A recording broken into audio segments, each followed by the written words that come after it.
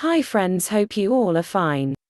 Today we are talking about how to cover logos on clothes. So, let's start. Stay with us.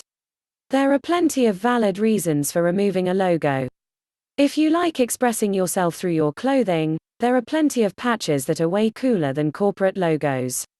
Even if you don't necessarily care about the look of the logo, a company or designer logo is just free advertising, and many people prefer to not walk around covered in corporate symbols.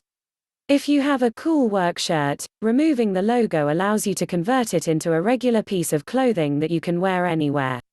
The only real way to cover a logo completely is to use a patch or applique, which is a thin piece of fabric used for knitting and crafting. Otherwise, you can choose to remove the logo from the clothing. Method 1. Hiding the logo with a patch. Buy a patch to cover the logo up and hide it. You can use any patch to cover a logo so long as it's big enough to cover it. You can use a patch you already own, or buy a unique patch online. Lay your patch on top of the logo and line it up. Lay your clothing down flat. Place your patch or applique directly on top of the logo. If your patch is heat activated, do this on an ironing board. Iron your patch over the logo if it's heat activated. If you're using an iron-on patch, put a piece of cardboard under the fabric and put a clean pillowcase on top of the patch. Turn your iron on medium heat and wait 15 to 30 seconds for the iron to heat up. Let the patch air dry for 3 to 5 minutes so that the glue has time to cure to the fabric. Sew the patch over the logo by hand if you want to stitch it yourself. Put 2 to 3 sewing pins into the patch and the clothing to hold it in place. Run some stitching thread through the sewing needle and tie a knot to hold it in place. Tie a knot at the end of the stitching thread to hold it in place or leave the needle loose. Use a sewing machine if you have one in your home.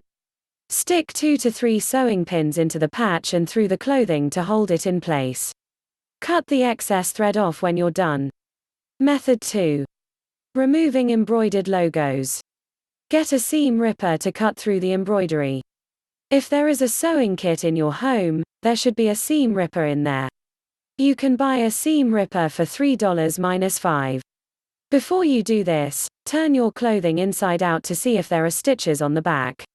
If there aren't, you cannot use a seam ripper to remove the logo. You may be able to melt the glue holding the logo in place with acetone as described in the final section, though. Poke the fabric next to the logo to see if it damages the clothing. Cut the individual stitches using the long prong of the seam ripper. Flip the clothing inside out and pull the threads out.